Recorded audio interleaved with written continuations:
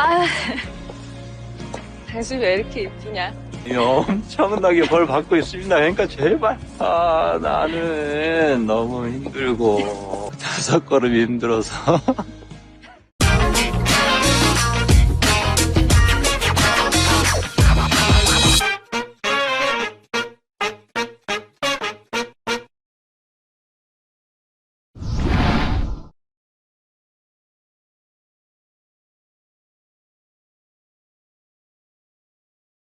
Cerita diawali dengan seorang wanita pekerja kantoran bernama Yeom Mi-jung. Hari itu, Mi-jung bersama rekan-rekan kantornya tengah makan bersama di suatu kafe sambil menceritakan tentang betapa serunya mereka mengikuti klub di kantornya. Tak seperti teman-temannya yang lain, Mi-jung tampak memiliki sifat yang sedikit lebih introvert alias pendiam. Selain itu, ia juga sulit untuk mengungkapkan perasaannya. Salah seorang teman Mi-jung ingin mendengar cerita tentang Mi-jung di klubnya. Tapi rupanya Mi-jung tidak mengikuti satupun klub di kantornya. Padahal mengikuti klub merupakan salah satu kewajiban yang harus diikuti oleh seluruh karyawan yang ada di kantor. Usut punya usut, bukan tanpa alasan Mi-jung tak mengikuti klub di kantornya. Dikarenakan rumahnya yang jauh dari kantor, membuat Mi-jung harus pulang lebih cepat agar tidak ketinggalan kereta terakhir yang menuju ke rumahnya. 땀을 뿌려 쓸어서 털어 막 펴. 배우고 싶은 것도 없고. 야, 배우고 싶어서 가니? 해석은 자기 몫이잖아. 그런데 꼭 2차 가면 자기 해석 강요한다니까. Usai makan-makan, Mi-jung pun dibujuk dan dirayu teman-temannya untuk mencoba ikut klub bowling. Akhirnya, karena merasa tak enak, Mi-jung pun ikut bergabung bermain bowling.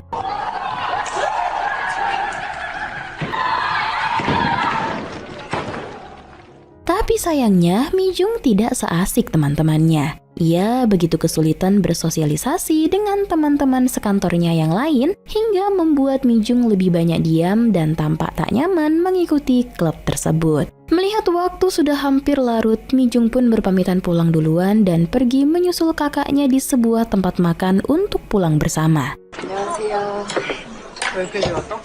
오랜만이다. Saat itu kakak Mi-jung yang bernama Yeom Ki-jung tengah curhat pada teman-temannya. Betapa ia kesulitan kencan karena rumahnya yang jauh. Dirinya yang sudah memasuki umur perawan tua tak kunjung mendapat jodoh yang baik.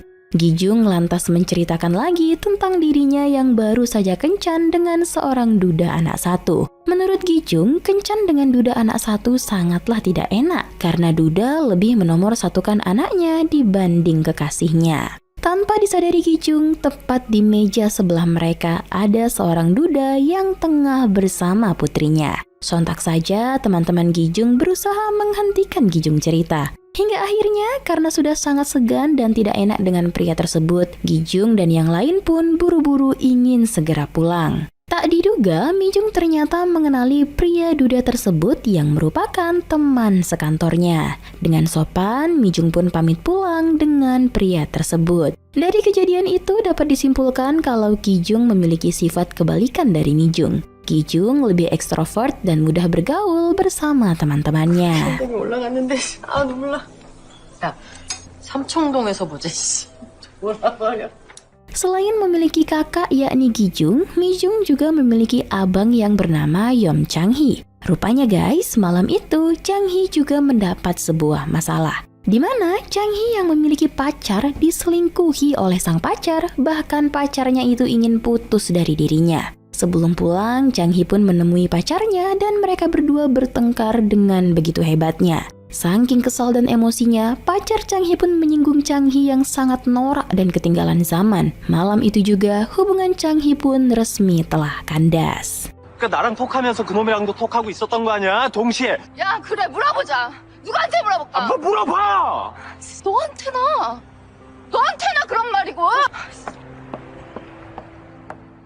Setelahnya, Mi-jung, Gi-jung, dan Chang-hee tampak ketiga saudara itu pulang ke rumahnya yang jauh di desa menggunakan taksi. Ketika di taksi, mereka pun memikirkan masalah mereka sendiri-sendiri sembari melihat jalanan kota.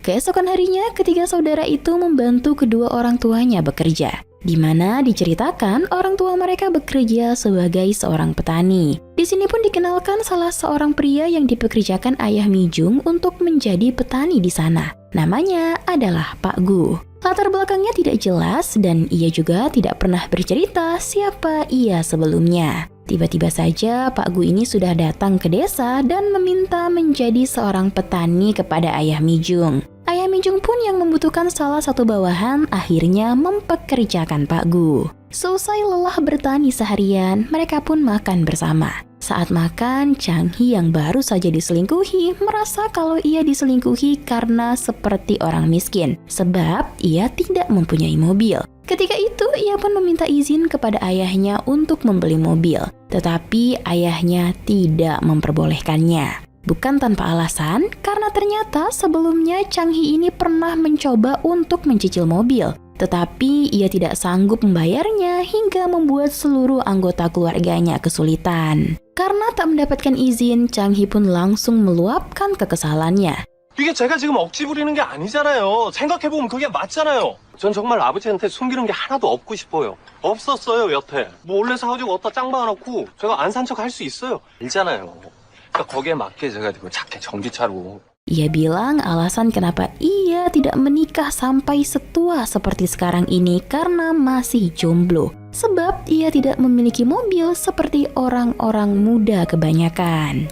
Malam harinya, Chang Hee nampak nongkrong dengan teman kampungnya bernama Du Hwan. Di malam itu, mereka pun saling cerita tentang masalahnya masing-masing. Chang Hee menceritakan kalau ia baru saja diselingkuhi oleh pacarnya. Tetapi Du Hwan juga cerita kalau hidupnya jauh lebih parah karena sudah lama tidak berpacaran. Sebab rupanya setiap wanita yang ia dekati selalu menghindar karena Du Hwan baru saja bangkrut. Selain itu, tampangnya juga tidak memadai. Bahkan salah satu wanita yang pernah didekati oleh Du Hwan pernah mengatakan kalau Du Hwan mirip seperti anjing terlantar. Setelah saling berbagi cerita, mereka setidaknya menjadi lebih lega dan mentertawakan kehidupan mereka masing-masing karena mereka sama-sama menyedihkan. Mereka pun berpikiran seandainya mereka tidak dilahirkan di desa terpencil seperti sekarang, melainkan dilahirkan di kota seperti Seoul, apakah hidup mereka akan menjadi lebih baik?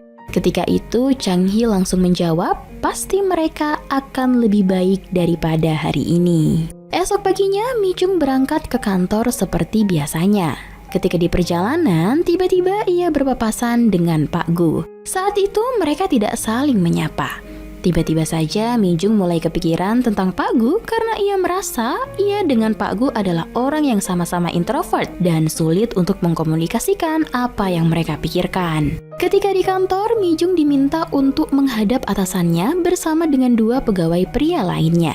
Alasan atasannya memanggil mereka bertiga karena mereka bertiga memiliki satu kesamaan, yaitu mereka bertiga memutuskan untuk tidak mengikuti klub di kantornya. Padahal itu merupakan sesuatu hal yang wajib untuk mempererat pertemanan yang ada di kantor. Dan ternyata dari ketiga orang tersebut, salah satunya sudah pernah ditemui oleh Mijung kemarin. Ia adalah pria duda anak satu yang dibicarakan oleh kakak Mijung di restoran kemarin.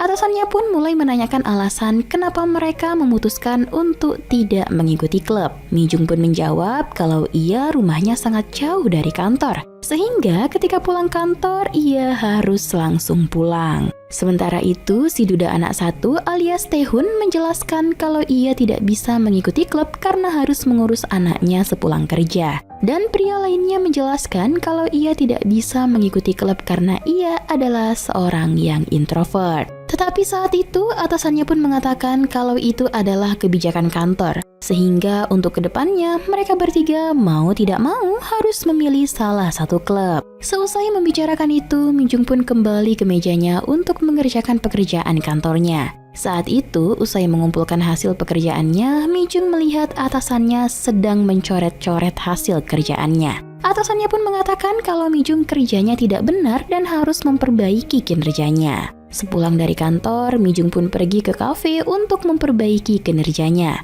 Di situ, Mijung sangat merasa sedih karena baru saja dimarahi. Tetapi ia juga bingung mau cerita kemana karena ia introvert dan tidak memiliki tempat cerita yang nyaman. Mijung hanya bisa menangis sendirian.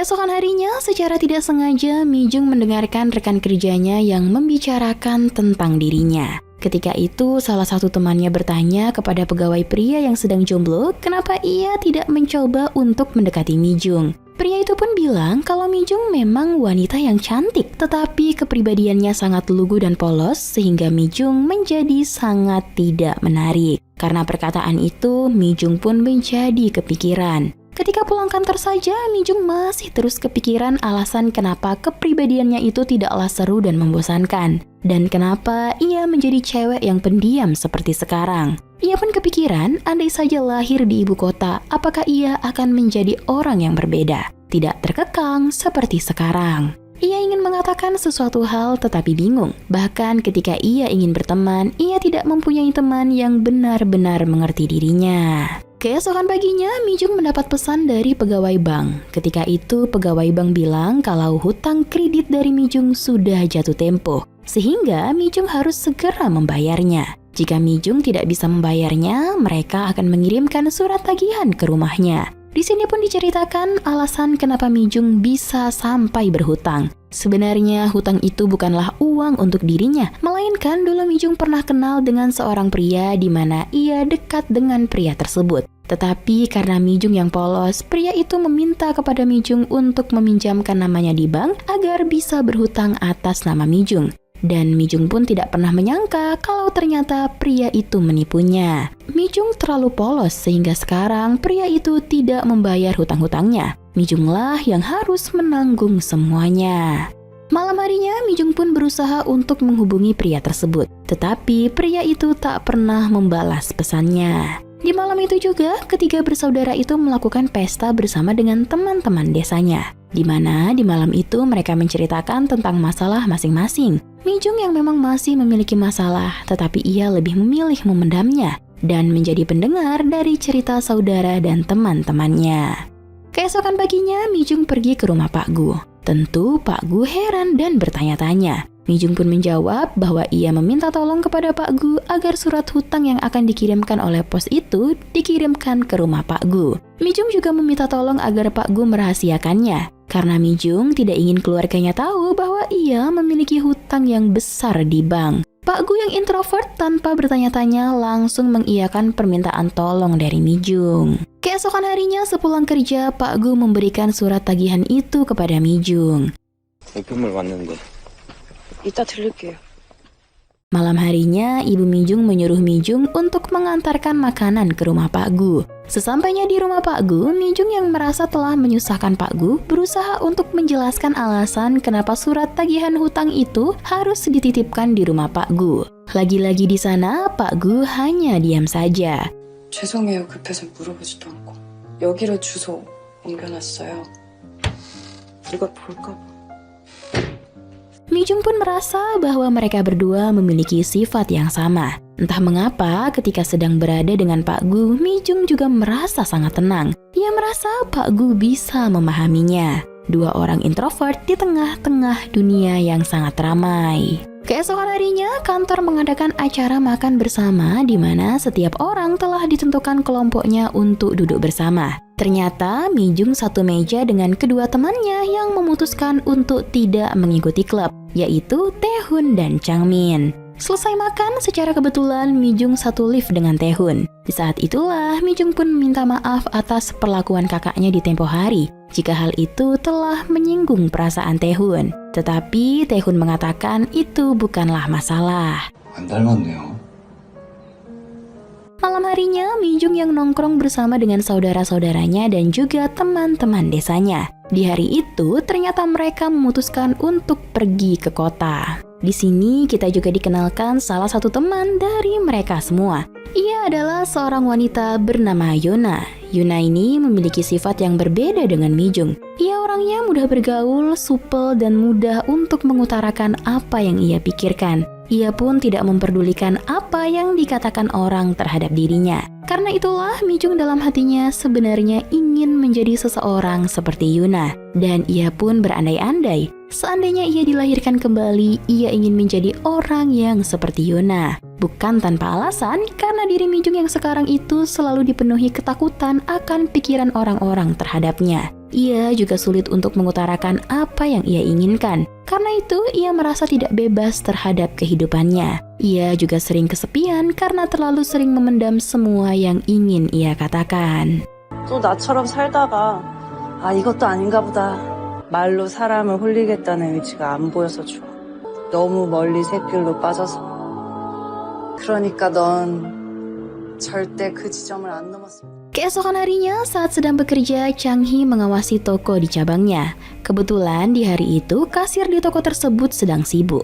Karena hal itulah, Chang Hee pun menolongnya untuk menjadi kasir sementara. Saat sedang menjadi kasir, tidak diduga, tiba-tiba datang mantan Chang Hee yang sedang membeli di toko itu. Dan yang lebih mengejutkan, mantannya itu ternyata membawa cowok barunya. Ketika bertemu, Chang Hee pun pura-pura tidak mengenal mantannya itu karena selain sakit hati, ia pun merasa malu dan tidak pantas. Karena sekarang pacar baru dari mantannya itu lebih tampan dan lebih kaya daripada Chang Hee. Karena itulah, ia pun sadar diri dan berpura-pura asing kepada mantannya. Chang Hee pun hanya bisa melihat dalam diam mantannya itu sampai pulang dan menggunakan mobil cowok barunya. Di situ, Chang Hee merasa bahwa keputusannya meninggalkan pacarnya adalah benar karena pacarnya yang sekarang sudah bahagia dengan seseorang yang lebih kaya dan memiliki mobil, bukan seperti Chang Hee yang tidak mempunyai apa-apa. Kemudian terlihat Mi Jung yang menghubungi salah satu teman dari si cowok yang berhutang atas nama Mi Jung. Temannya itu pun mengatakan kepada Mi Jung bahwa cowok itu telah kabur ke Thailand dan berusaha untuk berbaikan lagi dengan mantannya.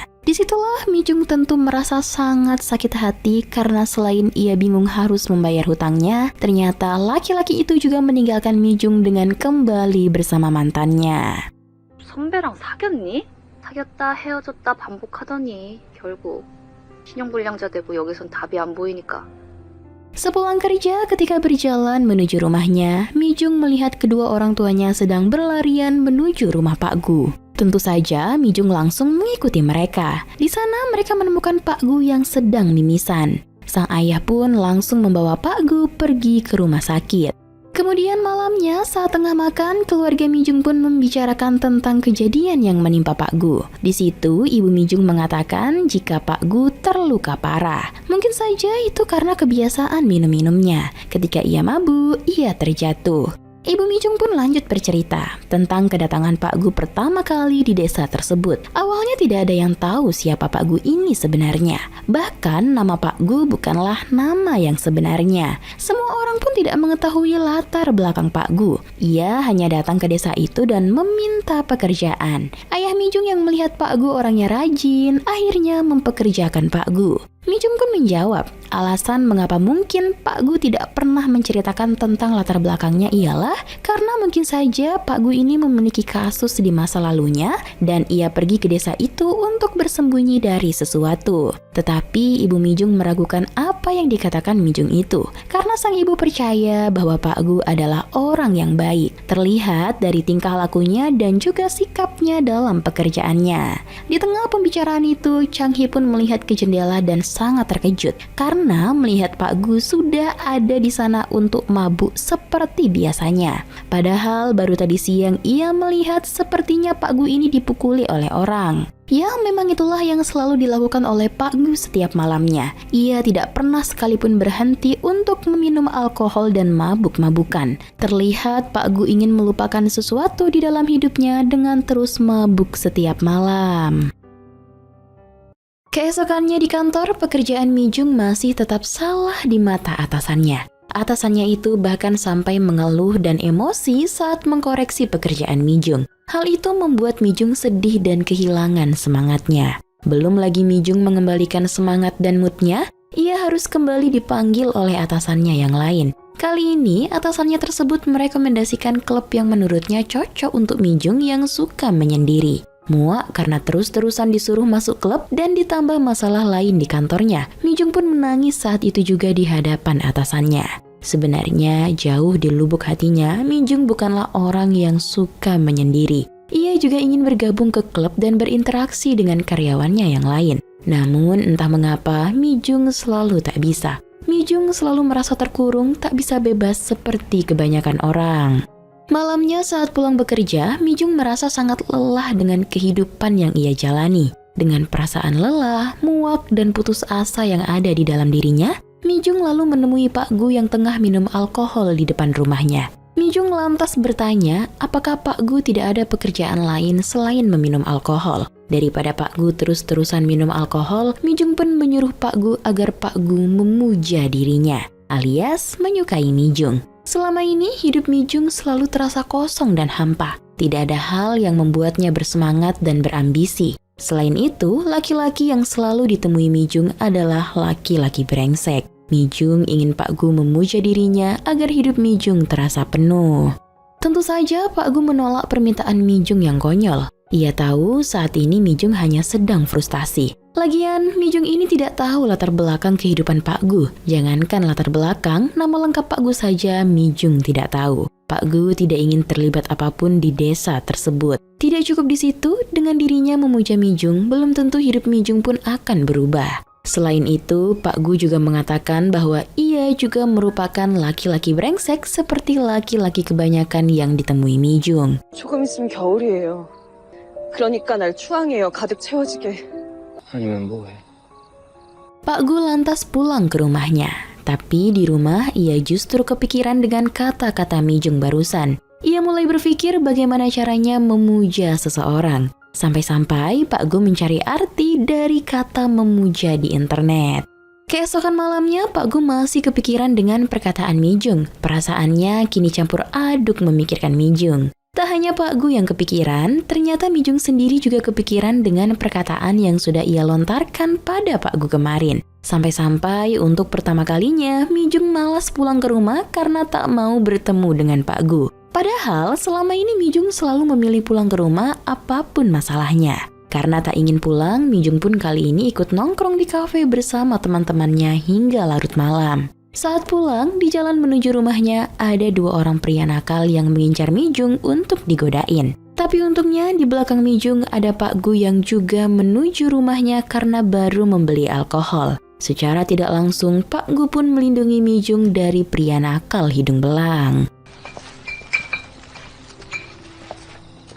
Keesokan harinya ketika di kantor, Mi-jung berusaha untuk menghubungi teman pria yang berhutang atas namanya untuk menagih hutangnya. Akhirnya, Mi-jung pun mendapatkan balasan pesan dari teman pria itu yang tidak disangka Mi-jung temannya malah memakinya. Ketika itu, Mi-jung secara tak sengaja berkata kasar, yang dimana ternyata di situ ada atasannya, sehingga atasannya merasa kalau kata kasar yang dikeluarkan oleh Mi-jung untuk atasannya. Tentu karena hal itu, Mi-jung pun harus lagi-lagi menerima amarah dari atasannya. Malam harinya sepulang kerja, ketika di kereta, Gi-jung bertemu dengan mantan adiknya Chang-hee. Gi-jung di situ pun berbicara dengan mantan adiknya itu. Di sini diketahui kalau ternyata mantannya itu tidak pernah meninggalkan Chang-hee, melainkan Chang-hee lah yang memutuskan untuk meninggalkan mantan pacarnya. Sebelumnya ke rumah, Gi-jung pun berbicara ke Chang-hee kalau barusan saja ia bertemu dengan mantan pacar Chang-hee. Gi-jung pun bertanya kenapa sebelum-sebelumnya Chang-hee selalu galau karena ditinggal oleh mantan pacarnya. Ia selalu cerita kalau mantan pacarnya lah yang berusaha untuk meninggalkannya. Padahal faktanya, Chang-hee lah yang selalu berusaha untuk meninggalkan mantan pacarnya. Padahal mantan pacarnya itu selalu ingin menghubungi dan balikan dengan Chang-hee. Chang-hee yang tidak bisa lagi menutup kebohongannya, akhirnya ia terpaksa mengutarakan apa yang ia rasakan. Ya, memang semuanya benar. Ia mencari-cari cara untuk meninggalkan mantan pacarnya. Hal itu Chang-hee lakukan karena ia merasa insecure. Ia merasa tidak pantas untuk terus-terusan berhubungan dengan mantan pacarnya yang sekarang. Karena ia merasa bahwa mantan pacarnya itu berhak bahagia dengan lelaki yang lebih mapan dan lebih kaya daripada Chang-hee yang sekarang. Ia merasa ia belum bisa membahagiakan mantannya karena sekarang ia tidak punya apa-apa. Esok harinya ketika di kantor saat jam makan siang, Mi-jung kembali mendapatkan panggilan dari atasan untuk membahas mengenai klub yang harus Mi-jung pilih. Di situ Mi-jung pun bertemu dengan kedua temannya yang sama-sama tidak memiliki klub. Sambil menunggu, mereka bertiga mulai berpikir bagaimana cara mereka agar mereka tidak dipanggil lagi dengan atasan yang sama.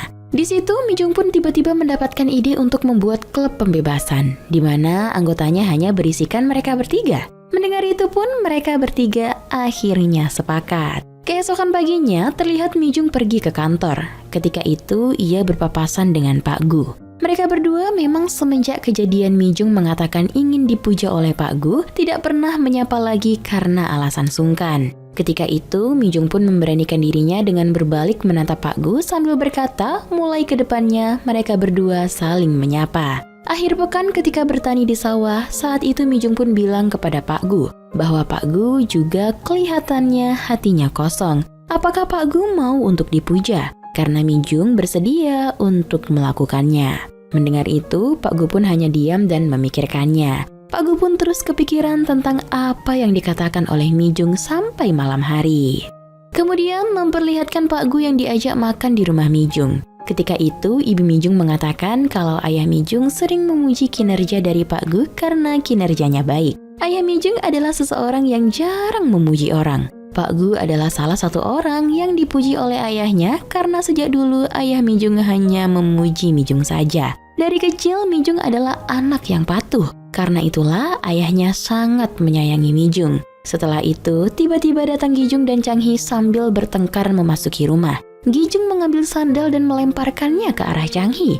Namun sayangnya, sandal itu mengenai kepala Mijung karena Changhi menunduk. Mijung terlihat hanya diam ketika itu. Namun ia lalu mengambil sandal itu dan melemparkannya keluar.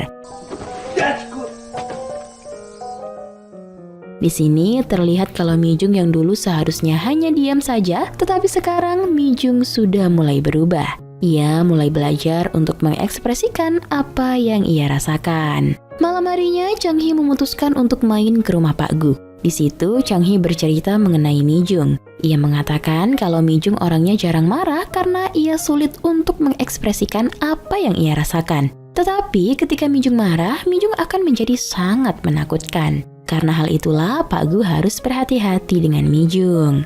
Kemudian memperlihatkan salah satu teman kantor Mijung yang memanggil semua teman-teman kantornya dan menunjukkan salah satu klub baru yang berjudul Klub Pembebasan. Di situ mereka semua pun tertawa. Mereka yang tahu kalau Mijung mengikutinya akhirnya memutuskan untuk bertanya ke Mijung apa sebenarnya klub tersebut.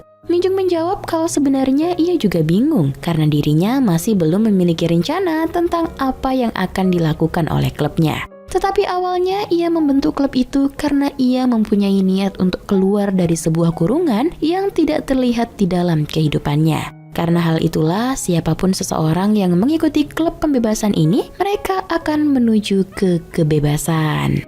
Siang harinya, ayah Mijung yang juga membuat lemari, di hari itu memberikan lemari tersebut kepada pelanggannya. Tetapi pelanggannya itu malah menolak, padahal pelanggannya sudah memesan lemari tersebut. Pelanggan tersebut bilang kalau harga yang diberikan oleh ayah Mijung ini terlalu mahal. Di situ, ayah Mijung pun hanya bisa pasrah dan pulang bersama Pak Gu. Sesampainya di rumah, Pak Gu tiba-tiba pergi kembali lagi ke rumah pelanggan tersebut. Di sana, Pak Gu meminta bayaran kepada sang pelanggan karena sang pelanggan sudah memesannya. Karena hal itulah ia harus membayarnya. Tidak diperlihatkan apa yang dilakukan Pak Gu, tetapi yang jelas pelanggan itu akhirnya menyerahkan uangnya kepada Pak Gu. Kemudian Pak Gu memberikan uangnya kepada Ibu Mijung. Saat makan malam, Ibu Mijung merasa penasaran bagaimana cara Pak Gu menagih uang dari pelanggan tersebut. Tetapi sang suami di situ hanya diam saja mendengarkan karena suaminya juga tidak tahu apa yang telah dilakukan oleh Pak Gu. Esok harinya cuaca sangat buruk, hujan turun lebat dengan diiringi petir, sehingga membuat karyawan-karyawan kantor Mijung mulai ketakutan. Tetapi anehnya di hari itu, Mijung, Taehun, dan Sangmin malah bersikap biasa saja. Bahkan Mijung menganggap kalau ia malah merasa nyaman dengan kondisi seperti itu. Setelah itu, mereka pergi ke kafe untuk melakukan pertemuan pertama klub pembebasan mereka. Di sana, tidak seperti orang biasanya ketika nongkrong, melingkar, dan berhadap-hadapan, mereka bertiga justru hanya duduk berdamping-dampingan tanpa saling berhadapan. Karena menurut mereka, cara itulah yang membuat mereka merasa lebih nyaman. Mereka bertiga pun akhirnya mengobrol mengenai semua hal, terutama tentang kebebasan, anggapan kebebasan dari masing-masing orang di sana. 그럼 내가 바뀌어야 되는데 해방하려면 퇴사하고 이혼하는 수밖에. 아니요. 진짜 편하고 좋네요. 뭔가 전투적인 느낌이야. Lalu sesampainya di rumah malam harinya, Mijung masih menikmati dan melihat indahnya hujan. Di tengah-tengah momen itu, tiba-tiba kilat menyambar listrik sehingga membuat listrik menjadi padam. Mijung yang merasa khawatir dengan keadaan Pak Gu kemudian segera berlari menemui Pak Gu dan menyuruh Pak Gu masuk ke dalam rumah karena berbahaya untuk tetap di luar. Tapi ketika itu Pak Gu hanya diam saja dan mengabaikan perkataan Mijung. Sehingga Mijung pun langsung menarik tangan Pak Gu dan membawanya masuk ke dalam rumah. Esok harinya, akhir pekan seperti biasanya, mereka bertani di ladang. Saat sedang istirahat, tiba-tiba angin berhembus sangat kencang sehingga membuat topi yang digunakan oleh Mijung terbang jauh ke seberang jalanan. Melihat hal itu, Chang Hee kemudian menyuruh Mijung untuk mengambilnya sendiri. Namun tak disangka-sangka, Pak Gu langsung berdiri dan menawarkan dirinya untuk mengambilkan topi Mijung. Pak Gu kemudian langsung berlari dengan sangat kencang dan melompati parit yang sangat jauh. Tentu saja atraksi itu membuat semua orang terpukau karena kalau orang biasa, tentu Pak Gu tidak bisa melakukannya karena jarak antara paritnya itu sangatlah jauh. Bahkan di situ, Chang Hee pun mengira kalau Pak Gu ini jangan-jangan dulunya adalah mantan atlet. Setelah mengambil topinya, Pak Gu pun kembali melompat lagi untuk memberikan topi itu kepada Chang Hee. Chang Hee lalu memberikan topinya kepada Mijung. Di sini pun terlihat dari apa yang telah dilakukan oleh Pak Gu, kelihatannya Pak Gu telah mencoba untuk membuka hatinya untuk Mijung. Chang Hee yang terpukau dengan Pak Gu, ketika itu Chang Hee pun langsung bilang ke Pak Gu kalau lompatan yang dilakukan Pak Gu hanya bisa dilakukan oleh seseorang yang ahli saja.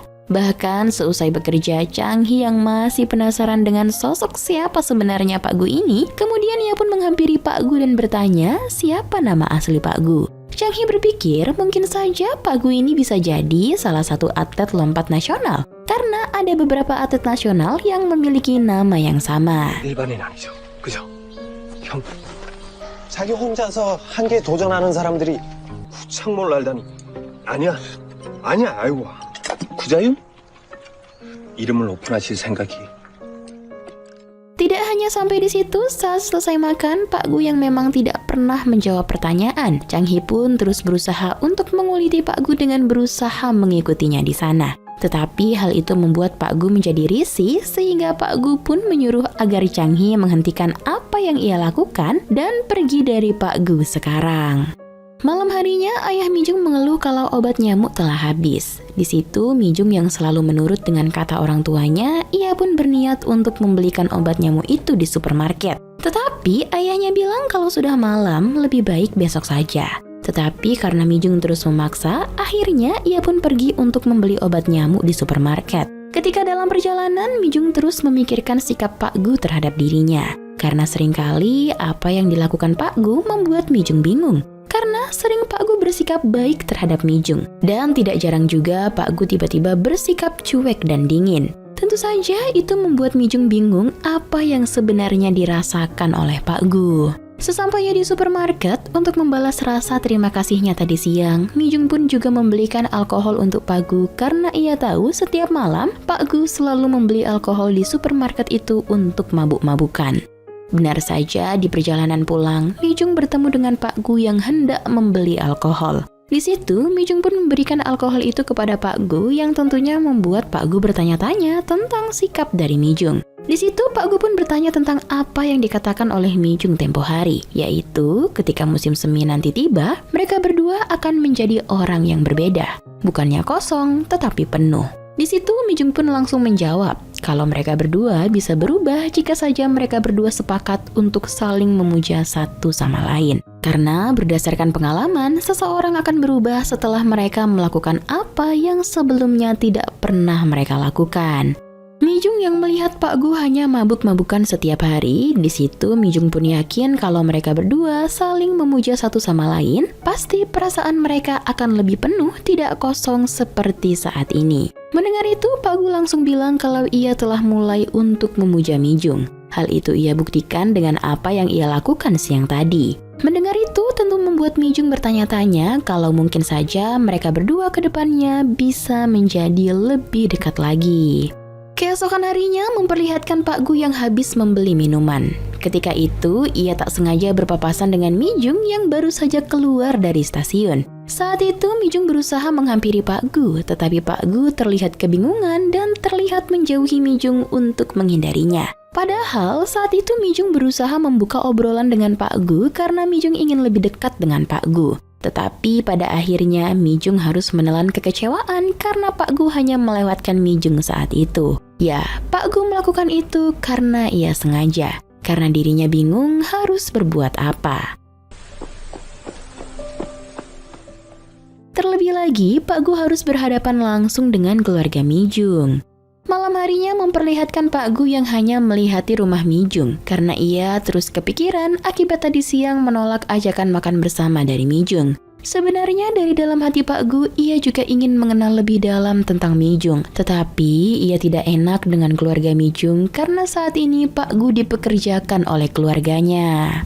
Keesokan harinya memperlihatkan Pak Gu yang menerima uang gaji dari ayah Mijung. Di hari itu, Pak Gu pun memberanikan dirinya dengan gentleman meminta nomor Mijung kepada ayah Mijung langsung karena menurutnya itu adalah hal yang benar. Kemudian memperlihatkan sepulang kerja, Mijung tiba-tiba menghentikan langkahnya karena ia mendapatkan pesan dari seseorang yang ia tidak duga, yaitu Pak Gu. Pak Gu mengirimkan pesan kalau ia baru saja gajian. Apakah Mijung ingin makan bersama dengan Pak Gu?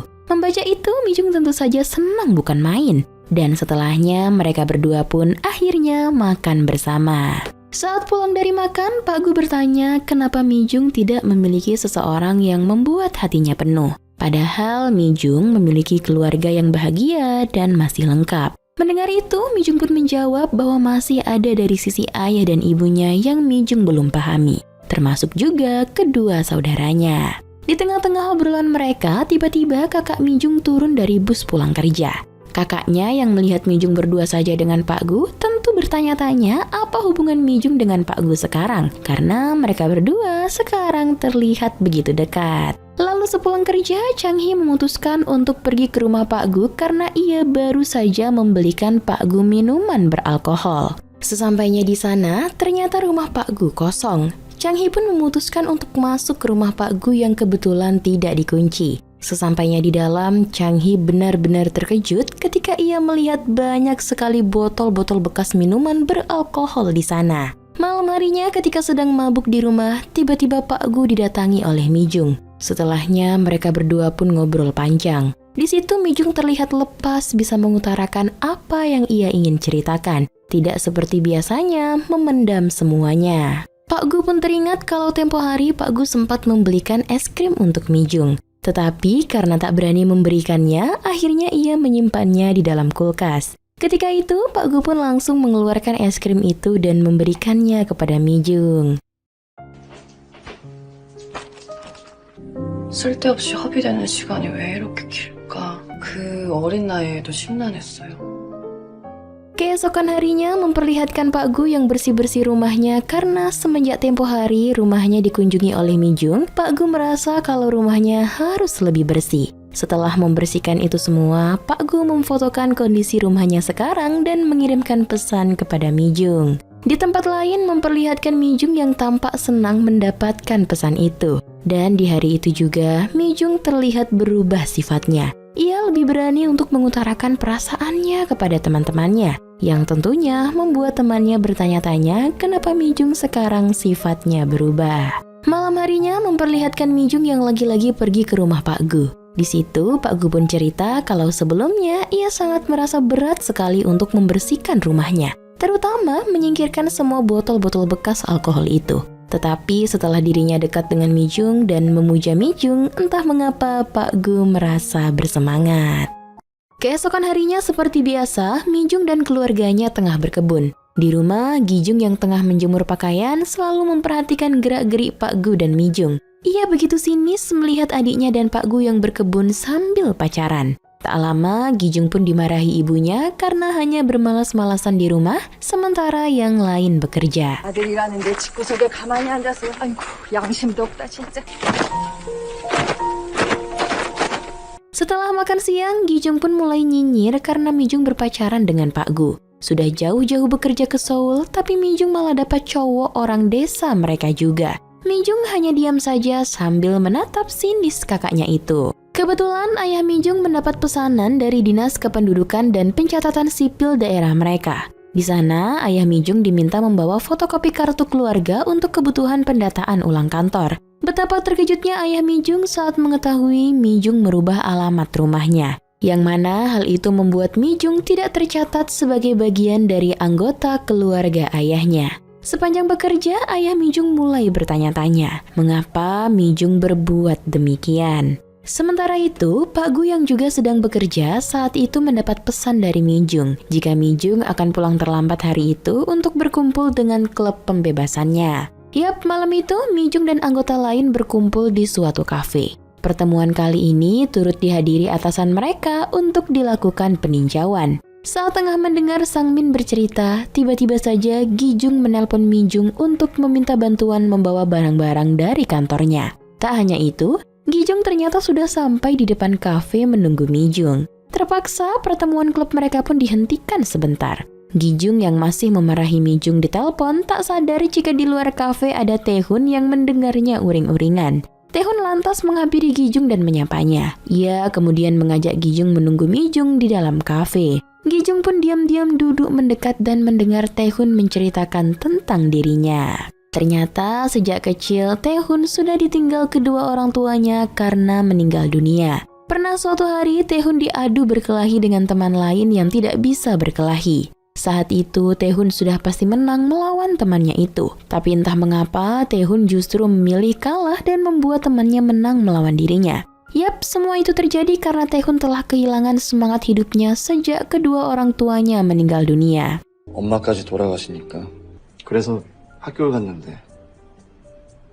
Saat ini akibat perceraian yang ia alami, ia takut putri sematawayangnya juga merasakan hal yang sama seperti dirinya. Itulah mengapa Taehun tidak pernah bisa meninggalkan anaknya seorang diri. Ia selalu berusaha menjadi ayah yang baik untuk putri kecilnya.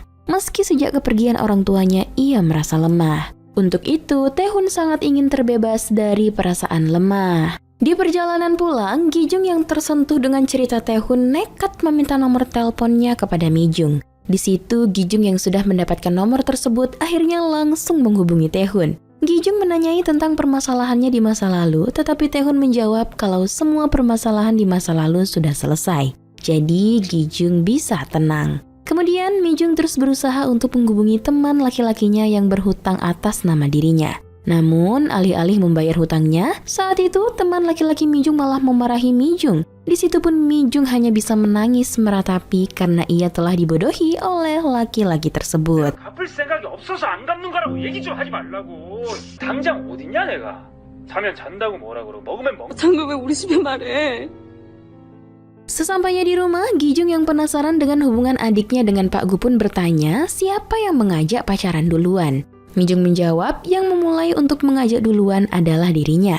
Tetapi mereka tidak berpacaran, melainkan Mijung meminta Pak Gu memujanya. Di tempat lain memperlihatkan Pak Gu untuk pertama kalinya memberanikan diri untuk mengangkat telepon yang selalu berdering. Ketika teleponnya diangkat, ada seseorang yang langsung memarahi Pak Gu. Di sini pun diceritakan kalau sebenarnya Pak Gu adalah seorang gangster dulunya yang mengelola bar. Orang yang menelpon itu adalah rekannya yang membahas mengenai bisnis yang telah dilakukan oleh Pak Gu. Selama ini Pak Gu memutuskan untuk menjauhi semua bisnis tersebut dan menghilang pergi ke desa Sanpo dengan berpura-pura menjadi orang miskin. Keesokan harinya, Mijung berusaha melunasi hutang temannya dengan menggunakan uang yang akan ia gunakan sebagai biaya deposit rumah. Ia sengaja menggunakan itu untuk membayar hutangnya karena Mijung tidak ingin keluarganya tahu tentang masalah dirinya. Setelah dari bank, Mijung bertemu dengan Pak Gu. Mijung bercerita kalau ia telah melunasi hutang-hutangnya. Pak Gu langsung bertanya apakah pria tersebut memang sudah membayar hutangnya. Namun Mijung menjawab kalau pria tersebut belum membayarnya, tapi ia berjanji akan membayarnya. Mendengar itu, Pak Gu langsung meminta nama dan nomor pria yang berhutang kepada Mijung, karena Pak Gu ingin langsung menghabisinya. Namun Mijung tak memberikannya karena ia merasa masih bisa menyelesaikan masalahnya sendiri tanpa bantuan Pak Gu. 그냥 이름하고 연락처만 주면 돼. 걱정 마요. 준댔어요. 대신 갚았냐? Sesampainya di rumah Pak Gu, Mijung pun mengumpulkan keberaniannya untuk mengungkapkan kekesalannya. Di sana ia pun mengatakan kalau seumur hidupnya semua orang selalu meremehkan Mijung dengan menganggapnya tak mampu menyelesaikan masalahnya sendiri. Karena hal itulah masalah hutang ini terus ia sembunyikan dari keluarganya karena Mijung tak ingin keluarganya tahu kalau ia mendapat masalah karena kebodohannya sendiri. Apalagi melihat Pak Gu tadi yang berusaha untuk menolong Mijung, di situ Mijung juga tak ingin dibantu oleh Pak Gu karena ia merasa ia bisa menyelesaikan masalahnya saat ini sendirian, tidak seperti biasanya yang hanya bisa diam saja. Untuk menguatkan Mijung, Pak Gu pun mengatakan, jika saja Mijung tahu siapa Pak Gu dulu, di mana ia adalah orang yang tidak pernah takut pada siapapun dan tak takut apapun. Sekarang ketika berhadapan dengan Mijung, semuanya seolah hilang. Mijung adalah satu-satunya orang yang ditakuti oleh Pak Gu. Bahkan bersama dengan Mijung, entah ada perasaan sehingga Pak Gu ketakutan dan juga ada perasaan untuk selalu ingin bertemu dengan Mijung. Karena perkataan itulah, Mijung kini menjadi sedikit lebih tenang. Saat makan malam, Gijung yang penasaran dengan hubungan Pak Gu dan adiknya, di situ Gijung pun bertanya. Pak Gu menjawab kalau mereka memang benar saling memuja. Dan terlihat Gijung tak bisa memahami hal itu. Chang Hee yang paham pun menjelaskan kalau hubungan antara mereka berdua sudah lebih dari teman.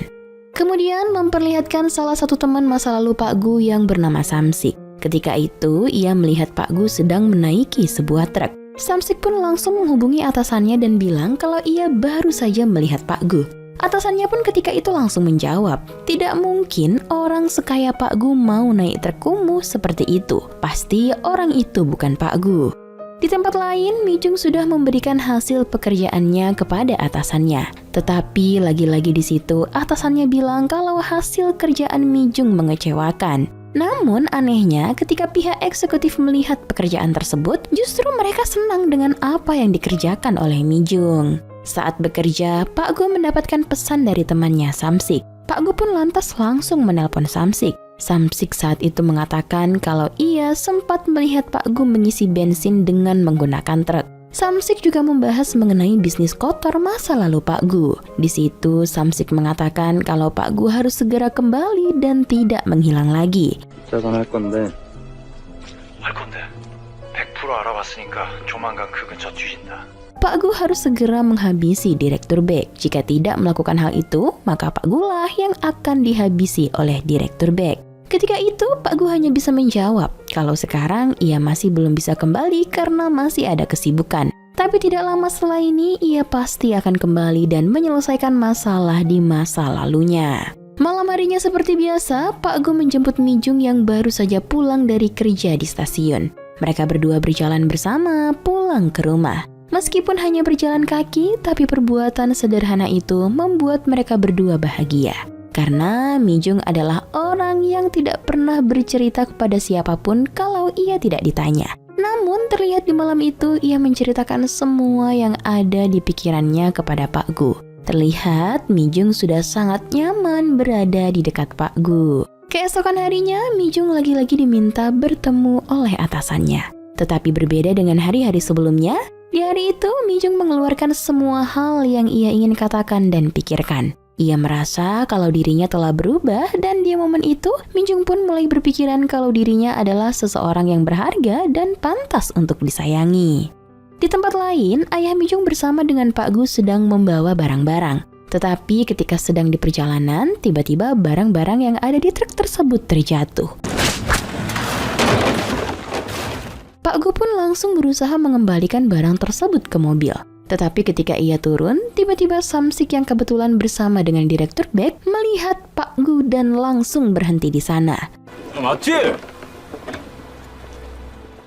Pak Baek yang memang sudah lama mencari Pak Gu, ketika itu ia pun langsung meminta Pak Gu pergi ke suatu tempat untuk mengobrol. Mereka berdua mengobrol dan Pak Baek langsung mengatakan kepada Pak Gu kalau ia sudah tahu selama ini Pak Gu telah bersandiwara, berpura-pura menjadi orang miskin dan pergi bersembunyi di desa. Di sini pun diceritakan kalau ternyata dulu Pak Gu pernah berpacaran dengan adiknya Pak Baek, tetapi pacar Pak Gu dulu telah meninggal dunia. Dan tentunya hal tersebut menjadi salah satu hal yang memukul kehidupan Pak Gu. Setelah pertemuan itu, Pak Gu pun pulang. Ketika di rumah, ayah Mijung khawatir dengan Pak Gu karena ia tadi bertemu dengan seseorang yang sangat mencurigakan dan terlihat berbahaya. Untung saja ketika melihat Pak Gu sudah kembali ke rumah, perasaan ayah Mijung menjadi lebih lega. Sesampainya di rumah, Mijung pun langsung menyiapkan cemilan untuk Pak Gu, dan setelah itu Mijung menyuruh Pak Gu beristirahat karena Pak Gu terlihat sangat kelelahan.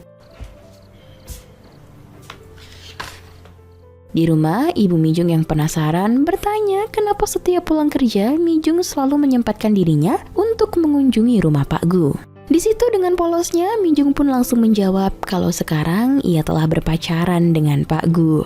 Tentu jawaban itu membuat ibunya terkejut dan Kijung juga ikut terkejut. 사귀는데. Esok paginya seperti biasanya Pak Gu bekerja dengan ayah Mijung. Ayah Mijung yang tempo hari melihat seseorang asing yang mengerikan menemui Pak Gu. Di situ ayah Mijung pun berpikir mungkin saja Pak Gu mempunyai banyak hutang dan itu adalah debt collector yang menagihnya. Karena hal itulah ayah Mijung bercerita tentang pengalamannya kalau ia dulu juga pernah melakukan kesalahan, yaitu menghutangi seseorang atas nama dirinya. Untung saja ia mampu melunasi itu semua. Di situ ayah Mijung menasehati agar Pak Gu bekerja dengan sungguh-sungguh agar bisa melunasinya.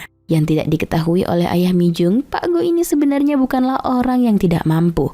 Ia orang yang mampu tetapi memutuskan untuk bersembunyi dari masa lalunya. Malam harinya, Mijung pergi ke rumah Pak Gu. Mijung melihat bahwa untuk pertama kalinya di malam itu Pak Gu tidak mabuk. Mijung pun bertanya alasannya. Pak Gu langsung menceritakan salah satu masa lalunya yang selalu ia sembunyikan. Dulu ia mempunyai seseorang yang sangat dekat dengannya dan orang itu berniat bunuh diri karena kehidupannya yang berat. Pak Gu menyuruh orang itu untuk pergi ke psikiater karena setidaknya ia akan mencoba membantu meringankan beban orang itu. Alih-alih menghentikan niatnya, justru setelah pergi ke psikiater, orang itu langsung bunuh diri. Mijung pun bertanya-tanya siapa orang itu. Pak Gu pun menjawab bahwa ia adalah mantan pacarnya. Itulah salah satu alasan juga kenapa Pak Gu setiap malamnya selalu memutuskan mabuk-mabukan. Karena ia dihantui rasa bersalah dan selalu mengutuk dirinya, menganggap kalau alasan kenapa pacarnya sampai bunuh diri, semua itu karena kesalahannya. Kemudian cerita pun flashback ke masa lalu. Di masa itu, Pak Gu dijebak oleh temannya Samsik sehingga ia akan dipukuli oleh preman di stasiun. Tetapi untung saja ada seorang wanita yang berusaha menyelamatkannya dengan memberitahunya, dan ternyata wanita itu adalah Mijung. Tanpa diketahui Mijung, alasan kenapa Pak Gu memuja Mijung adalah karena dulu Mijunglah yang berhasil menyelamatkan Pak Gu. Jika tidak, mungkin Pak Gu sudah pasti dihabisi oleh para preman tersebut. Esok malamnya, seperti biasanya Pak Gu membeli alkohol. Ketika melewati telepon umum, ia pun teringat akan kenangan masa lalunya. Di masa itu, Pak Gu baru saja kehilangan orang yang ia cintai. Ia ditelepon oleh bawahannya kalau direktur bank telah mengambil semua bisnis dari Pak Gu. Karena hal itulah Pak Gu harus kembali. Namun di momen itu Pak Gu yang terpukul merasa lelah dan bilang kalau ia lelah dengan semuanya. Pak Gu pun mabuk di sawah. Tiba-tiba di sana ada anjing liar yang akan menggigitnya. Untung saja Mijung langsung datang dan berusaha untuk menyingkirkan anjing-anjing tersebut. Dan lagi untuk kesekian kalinya Mijung menyelamatkan Pak Gu.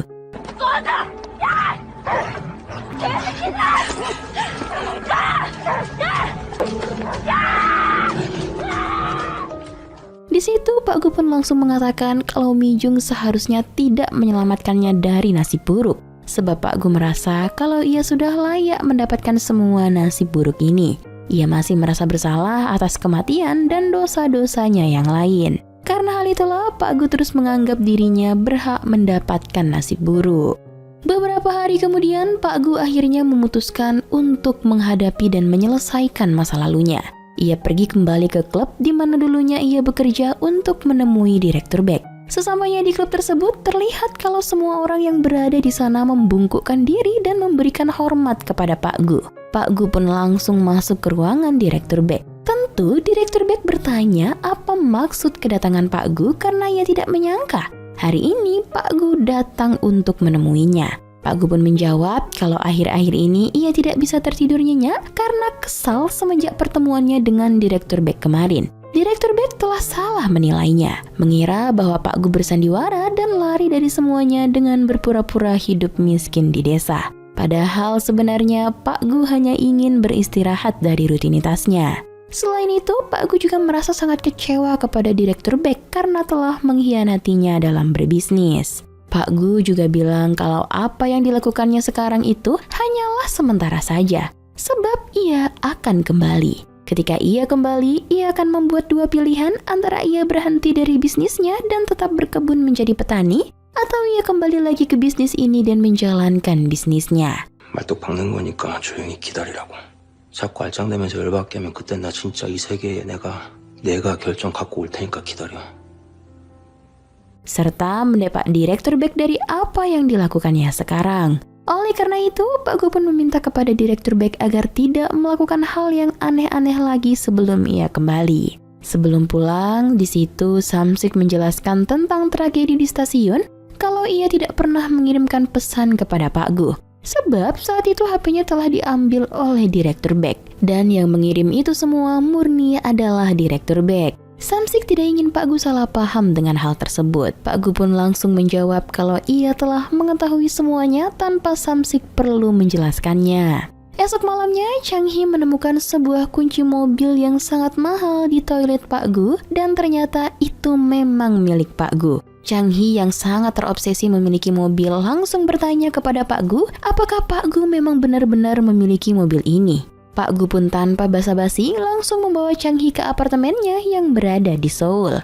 Sesampainya di sana, Pak Gu langsung menunjukkan mobil miliknya. Tentu saja melihat itu Chang Hee dibuat terkagum-kagum karena Chang Hee tak pernah menyangka pria seperti Pak Gu mempunyai mobil semewah seperti ini.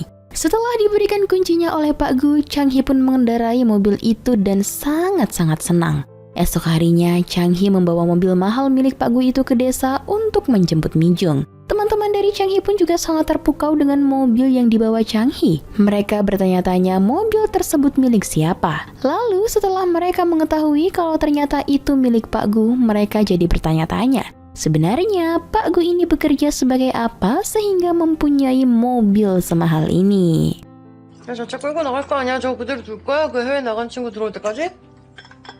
Dengan adanya mobil mewah yang dimiliki oleh Pak Gu, kini Gi-jung jadi yakin kalau Pak Gu adalah orang kaya. Ia mulai mengandai-andai suatu hari Mi-jung harus memberinya uang. Mi-jung tampak tak menghiraukan kakaknya itu karena sibuk membuat desain pekerjaan kantornya. Keesokannya saat menyerahkan desain tersebut pada atasannya, Mi-jung malah diolok-olok karena masih mengenakan celana panjang di bawah mata kaki. Penampilan Mi-jung yang standar dan tidak modis menjadi sasaran bualan atasannya yang sangat menjengkelkan. Ya, lagi-lagi Mi-jung tak bisa berbuat apa-apa. Ia hanya diam dan tak menggubris satu kata pun perkataan atasannya.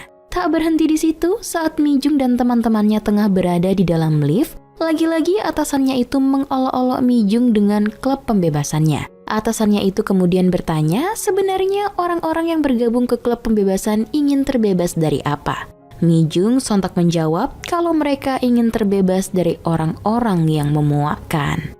Kesal dan tak bisa meluapkan emosi pada atasannya, Mi-jung pun curhat dengan Pak Gu sepulang kerja. Sambil menenggak alkohol, Mi-jung pun mengumpat atasannya. Ia kesal karena atasannya itu hanyalah orang yang tidak kompeten dan memiliki jabatan saja di kantornya. Waktu itu kantornya mengadakan pengurangan karyawan dan orang-orang yang berkompetenlah yang memilih resign, sementara orang-orang seperti atasannya yang tidak berkompeten malah tidak resign. Padahal pihak kantornya berharap orang-orang yang tidak kompetenlah yang resign. Sepanjang cerita, Pak Gu tersenyum melihat Mi-jung yang meluapkan kekesalannya. Ia lalu mengatakan kalau seperti itulah orang yang lemah. Orang lemah akan lebih kejam karena hidup mereka yang menyedihkan. 한번 불러. 초대 한번 해. 짠한 면이 있어. Usai mendengar Mi-jung cerita, Pak Gu membuatkannya mie instan dan mereka pun makan bersama. Sambil membuka jendela, Pak Gu mengatakan kalau ia baru ini tinggal di rumah yang arah anginnya berubah dan bisa melihat bulan. Ia bahkan menduga kalau melihat bulan dari jendela hanya ada di dongeng-dongeng saja. Tapi kini ia bisa merasakannya langsung. Terkadang cahaya bulan jauh lebih indah dan menenangkan jika lampu jalanan mati. Pak Gu pun membuktikan hal tersebut dengan merusak lampu jalan. Dan yap, Mi-jung merasakan ketenangan dan suasana seperti yang dikatakan Pak Gu. Pak Gu kemudian lanjut membawa Mi-jung ke atas bukit. Dari sana tampak cahaya lampu membuat pemandangan begitu cantiknya. Karena dinginnya cuaca malam itu, Mijung pun kedinginan dan Pak Gu langsung sigap memeluknya. Saat tengah hanyut dalam suasana, Mijung dan Pak Gu pun berciuman untuk pertama kalinya.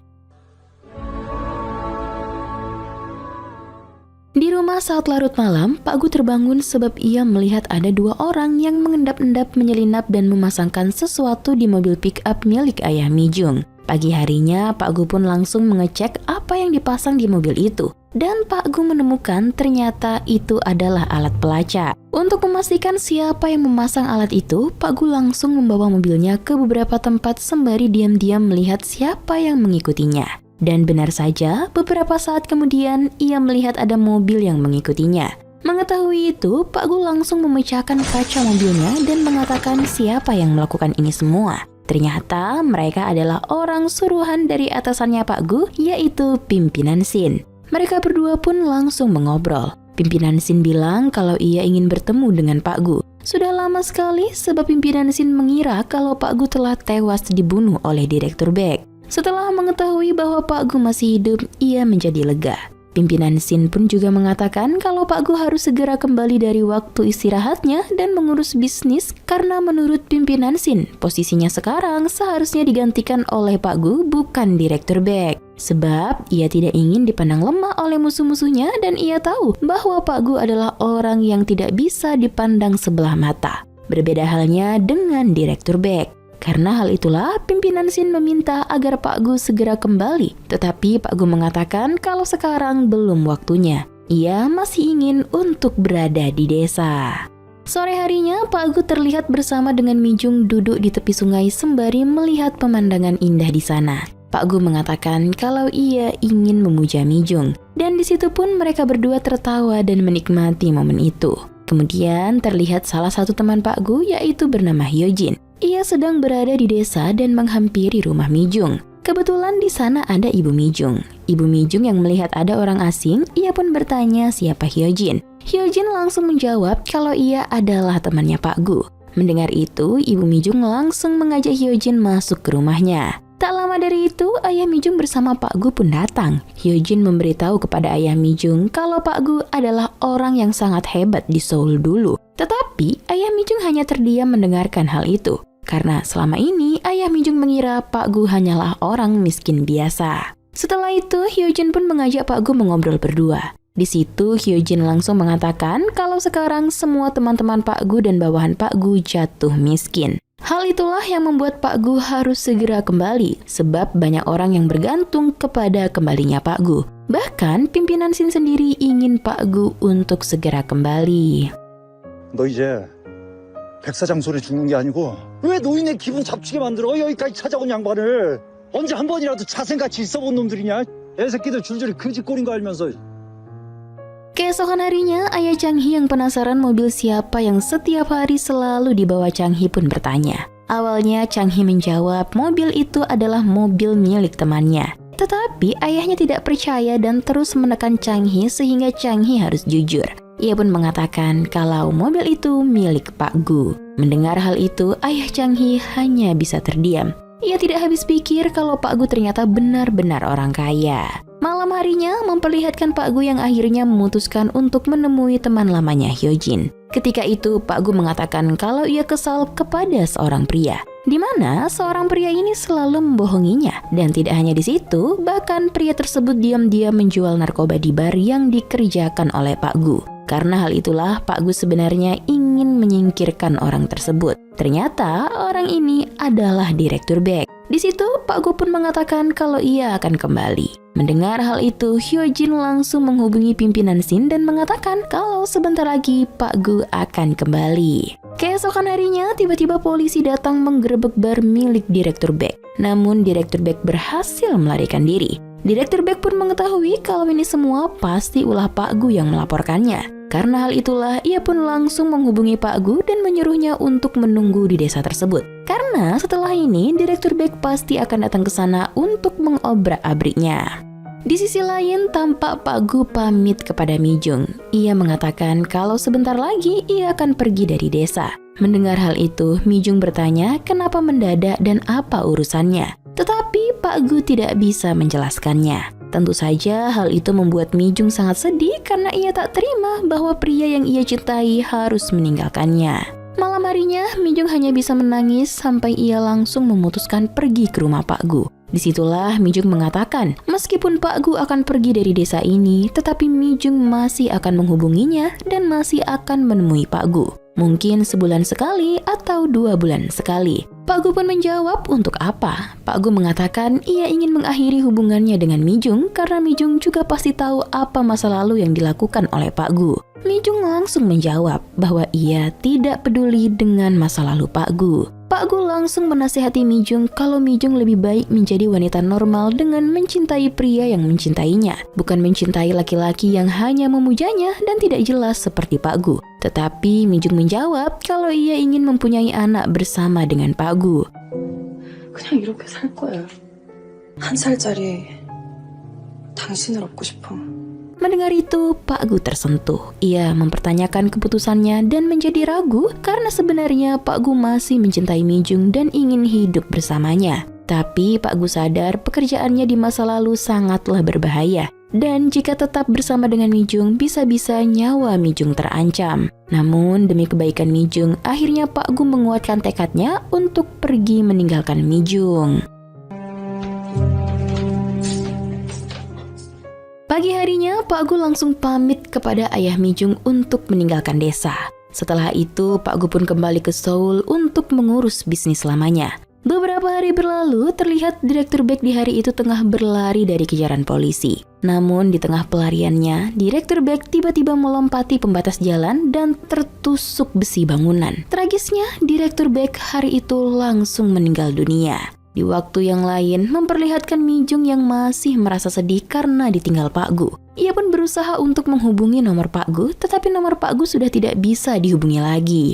Hari selanjutnya, Pak Gu bersama teman-teman barnya dan juga anak buahnya mendatangi rumah duka untuk menghadiri upacara kematian Direktur Baek. Di hari itu, Pak Gu yang minum alkohol dan mabuk entah mengapa malah tertawa. Karena ia tidak menyangka salah satu musuhnya bisa mati begitu saja.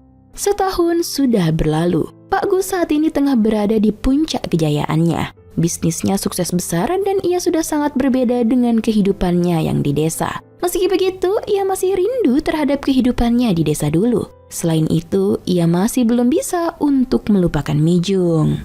Di sisi lain, Mijung juga sedang fokus kepada kehidupannya, tetapi masih terus kepikiran Pak Gu. Karena hal itulah, Pak Gu pun akhirnya memutuskan pergi ke rumah Mijung karena ia ingin menemui Mijung lagi. Sesampainya di rumah Mijung, Pak Gu kaget karena yang keluar adalah ibu-ibu asing. Ternyata ibu-ibu asing tersebut merupakan istri baru ayah Mijung. Ayah Mijung mempersilahkan Pak Gu masuk ke dalam dan disitulah ayah Mijung menceritakan semuanya. Setelah Pak Gu meninggalkan desa, Ibu Mijung mengatakan kalau ia sudah muak bekerja di ladang. Karena hal itulah Ibu Mijung meminta agar ayah Mijung menjual ladangnya. Selain itu, ketiga anaknya juga sudah muak untuk tinggal di desa.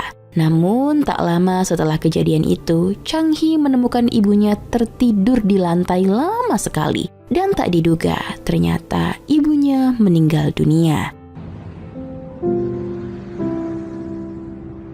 이 집안이 복이 많아서 엄마, 아버지, 우리 언니 그 어려운 걸 해내셨네. 돈 많은 재벌집 회장님도 못하는 게.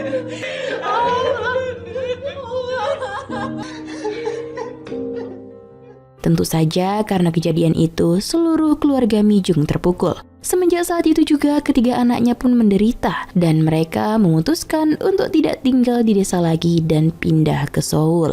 Karena hal itulah setelah kepergian anak-anaknya, sekarang ayah Mijung menikah lagi dengan istri barunya. Setelah mendengar cerita itu, Pak Gu hanya bisa melamun, duduk di gubuk tempat biasanya ia mabuk dulu.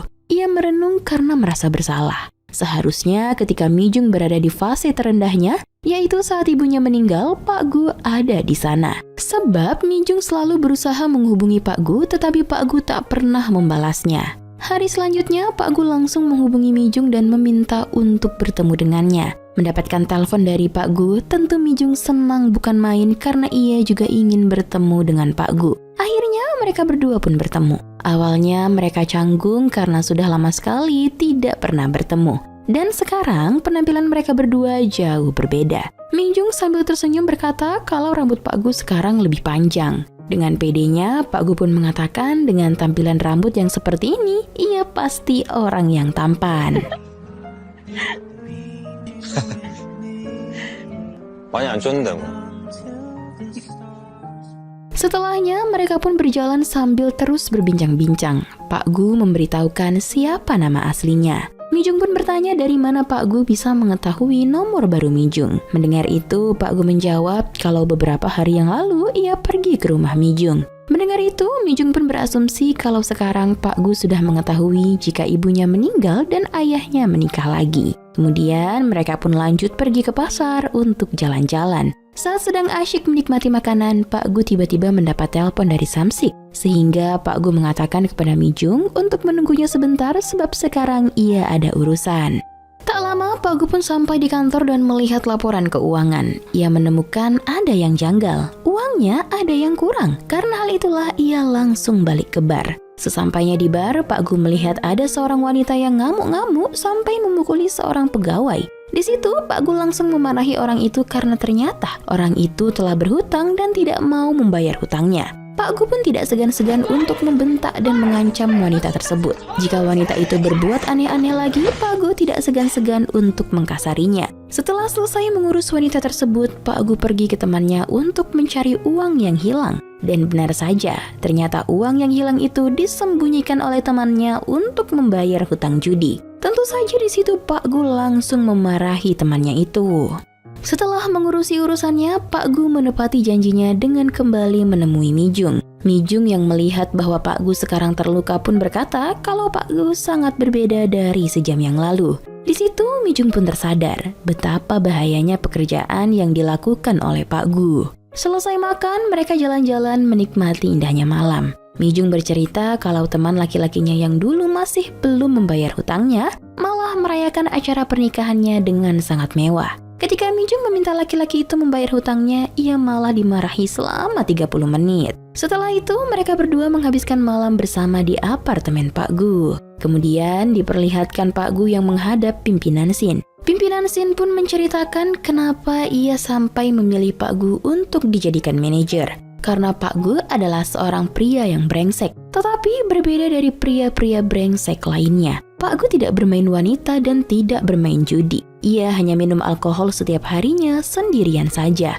Namun menurut pimpinan Sin, sekarang kecanduan alkohol yang dialami oleh Pak Gu sudah membahayakan dirinya. Untuk itulah pimpinan Sin meminta agar Pak Gu segera menemui psikiater untuk menyembuhkan kecanduannya. 이대로 망가질 건가?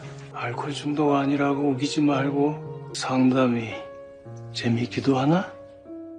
Malam harinya, Mijung dan Pak Gu berada di apartemen Pak Gu. Saat itu, Pak Gu sedang mabuk. Ia pun mencurahkan semua perasaannya. Pak Gu mengatakan kalau Mijung sekarang sudah tahu betapa brengsek dan buruknya lelaki seperti dia. Tapi, meskipun suatu saat nanti ia menjadi seseorang yang sangat brengsek, Mijung harus tahu dan ingat kalau Pak Gu sangat menyukai Mijung. Kemudian diperlihatkan Mijung yang berkumpul bersama dengan teman-teman klub pembebasannya. Di hari itu, ia menceritakan kalau semua anggota dari klub pembebasannya sudah menemukan kebebasannya masing-masing. Mijung sekarang juga sudah bebas untuk mengutarakan apa yang ia inginkan dan lebih mudah bersosialisasi dengan teman-temannya.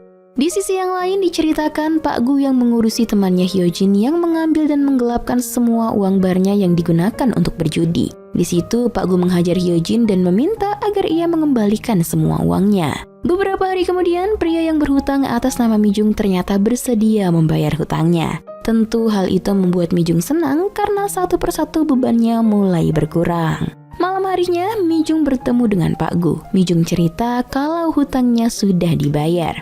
Pak Gu pun juga cerita kenapa alasan ia terus mabuk-mabukan karena selama ini terus mengutuki dirinya sendiri dan bersalah atas hal-hal yang tidak seharusnya ia lakukan. Karena hal itulah ia berusaha melupakannya dengan mabuk-mabukan. Tetapi setelah bertemu dengan Mijung, Pak Gu bisa menyadari apa arti kebahagiaan tanpa minum alkohol lagi. Ya, di momen itu mereka berdua sama-sama mendapatkan arti bagaimana rasanya dicintai oleh seseorang secara penuh. 당신 왜 이렇게 이쁘냐? 엄청나게 벌 받고 있습니다. 그러니까 제발. 나는 너무 힘들고 5걸음 힘들어서. Di akhir cerita memperlihatkan setiap tokohnya yang akhirnya terbebas dari setiap masalah yang membelenggu mereka masing-masing. Mulai dari kakak Mijung yaitu Gijung yang sekarang sudah mendapatkan pasangan yang bisa mengerti tentang dirinya. Kemudian Chang Hee yang selalu dibelenggu oleh keinginan untuk menjadi orang kaya sekarang sudah terbebas. Ia menyadari bahwa menjadi bahagia tidak selalu berarti menjadi orang kaya. Yang penting tekun melakukan pekerjaan yang sekarang dan hidup sederhana. Kemudian Mijung setelah dicintai secara penuh oleh Pak Gu merasa bahwa dirinya adalah seseorang yang berharga. Ia jadi lebih mudah bersosialisasi dengan teman-teman barunya. Hutangnya sekarang juga sudah lunas dan tidak terbelenggu lagi oleh kesepian dan ketidakbebasan untuk mengutarakan semua perasaannya. Mijung pun mengatakan ada era Mijung sebelum Pak Gu dan setelah Pak Gu. Terakhir diperlihatkan Pak Gu yang membuang semua botol alkoholnya dan mengambil semua uang yang ada di rumahnya. Memang tidak dijelaskan secara pasti apa yang akan dilakukan oleh Pak Gu. Tapi yang jelas Pak Gu ingin berhenti dari minum alkoholnya. Mungkin ia akan membawa semua uang itu karena ingin berhenti dari pekerjaannya yang sekarang di bar dan hidup di desa bersama dengan Mijung. Yap, dengan begitu cerita pun selesai. 마음에 사랑밖에 없어. 어렵게 내가 너무 사랑스러워. My Liberation Notes adalah drama Korea yang dirilis pada tahun 2022. Disutradarai oleh Kim Seok-hyun dan ditulis oleh Park Hae-young. Drama ini dibintangi oleh Kim Ji-won, Lee Min-ki, Son Suk-ku, dan Lee Ae. Cerita ini menggali tema-tema kehidupan sehari-hari, kebebasan pribadi, dan pencarian makna hidup melalui sudut pandang 3 saudara yang tinggal di desa dan seorang pria misterius yang datang ke kehidupan mereka. Drama ini berpusat pada 3 saudara kandung yakni Yeom Mi-jung yang diperankan oleh Kim Ji-won, Yeom Chang-hee yang diperankan oleh Lee Min-ki, dan Yeom Gi-jung yang diperankan oleh Lee Ae. Yang mereka bertiga merasa terjebak dalam kehidupan monoton mereka di desa Sanpo. Mereka semua bekerja di Seoul tetapi setiap hari harus melakukan perjalanan panjang dari desa mereka ke kota, menambah rasa keterasingan dan kelelahan mereka. Kehidupan mereka mulai berubah ketika seorang pria misterius bernama Gu, yakni yang diperankan oleh Son Suk-ku, muncul di desa mereka. Mijung yang paling pendiam dan tertutup di antara ketiga saudaranya merasa tertarik pada Pak Gu dan mulai mencari kebebasan dari kehidupan yang membelenggunya. Tema utama drama ini adalah pencarian kebebasan pribadi dan makna hidup yang dirasakan melalui perjuangan masing-masing karakternya. Setiap karakter memiliki konflik internal yang berbeda, dari kebosanan hidup hingga pencarian kebahagiaan sejati yang disampaikan dengan realistis serta menyentuh hati. Drama ini menyampaikan pesan mendalam tentang pentingnya menemukan kebebasan pribadi dan makna hidup, meskipun dalam rutinitas sehari-hari yang tampak membosankan.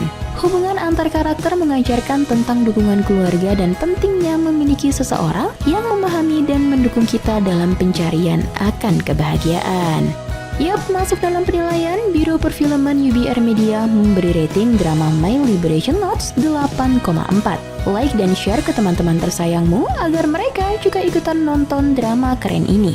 Dan jangan lupa subscribe channel UBR Entertainment. Terima kasih banyak dan bye-bye! Demi ibu, demi ayah, demi semua yang ku sayangi, ku pastikan masa depan bahagia. Nyatanya hidup tak seindah yang aku bayangkan. Sebelum dewasa, belum ada beban, cahaya yang ada begitu menyilaukan. Sempatkah ku lantunkan lagu untuk yang ku cinta saat kesibukan.